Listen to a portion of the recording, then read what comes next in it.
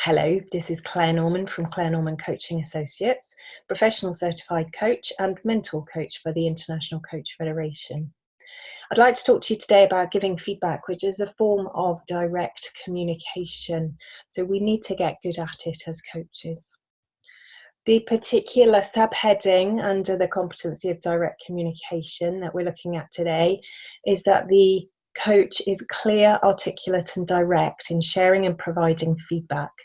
So you can see how important it is that it is clear enough for the client to really understand it, and it's direct enough. So it's not going around the houses, it's not being too soft, it's being challenging and supportive at the same time, such that the individual can choose what they want to do with it.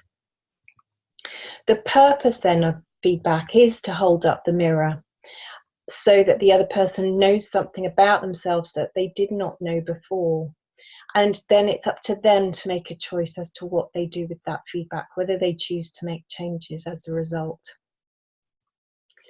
Now, in triads and in group mentor coaching, we have a form of feedback, and it's a really great way for coaches to practice giving feedback in a safe environment, such that they can then transfer that learning back out to working with their clients. So it's important for us to be direct and clear and articulate in the way that we give feedback in triads and in group mentor coaching. The order that I like to do the feedback in is to start with the coach, then the coachee, then any observers, and then if there's a mentor coach as well.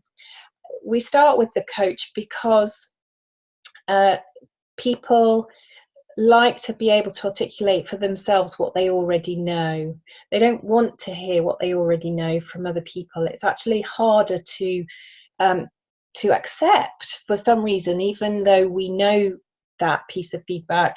It's harder to hear it from other people if we already know it. So that's why we start with the coach themselves, talking about one thing that they felt they did well and one thing that they would stretch if they were to have their time again. Then we go to the coachee. So what one thing did the coachee think that the coach did well to support them in their new thinking? And what's one thing that they would encourage the coach to stretch into? The same with the observers, one at a time, one thing and one thing. And then finally the mentor coach. And I encourage people to build rather than repeat, so that the coach actually receives multiple pieces of feedback. So they get a breadth of feedback from which they can choose to pick things that they want to do something about, without, of course, being overwhelming. And this is why it's really important that it's simply one thing and one thing from each person. So how do we give the feedback?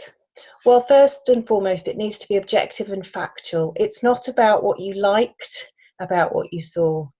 So I don't want to hear sentences starting with, I liked the way you, because there's an element of judgment in that. So it's about what did we see and what did we hear? So we might start a sentence with, I saw you doing X, I heard you say Y, I noticed A. So it's observations of behaviour, things that we see or hear. No interpretation, no evaluation, no judgment. So in other words, nothing that says that this was particularly good or particularly bad, or I liked this or I didn't like this. Those all have an element of judgment in them. And no interpretation. When I saw you do this, I think you meant. Well, no, you can't possibly know that they meant a certain thing or they intended a certain thing. So this is observations of behaviour.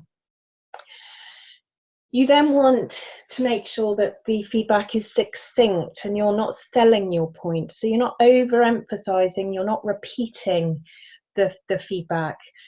It needs to land, and that means it needs to be succinct without you selling it. It needs to be supportive and challenging, so a strength and a stretch. And doing it in this way means that you are acting as an adult to another adult rather than a parent to a child. And last but not least, you're future focused. So what would the coach do differently next time? You might come back to that question at the end about what would they wish to do the same next time and what would they want to do differently next time. So that's how we give feedback, both in triads, mental coaching, and also when we're giving feedback to our clients.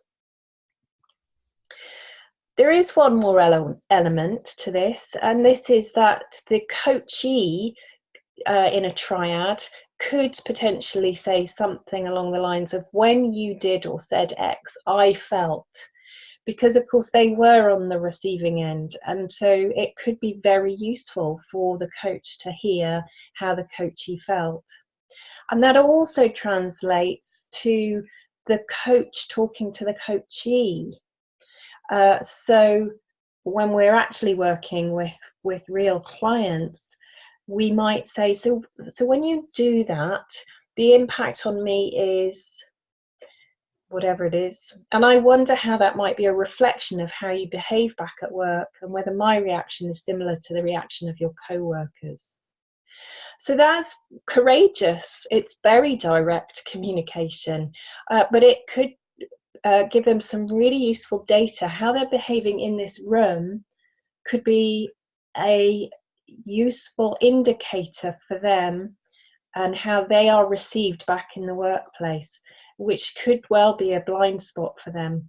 And so holding up the mirror in this way could be very, very useful, albeit perhaps difficult to hear. Although, of course, that's assuming that it's constructive feedback, because actually it may be very positive feedback that you're offering.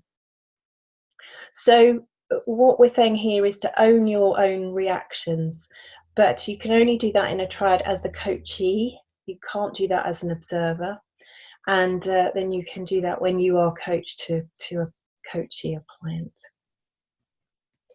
So I'm going to encourage you to practice giving really good feedback to other coaches in triads or in mental coaching as a way of building that same muscle for giving good and great feedback to your clients as a form of direct communication.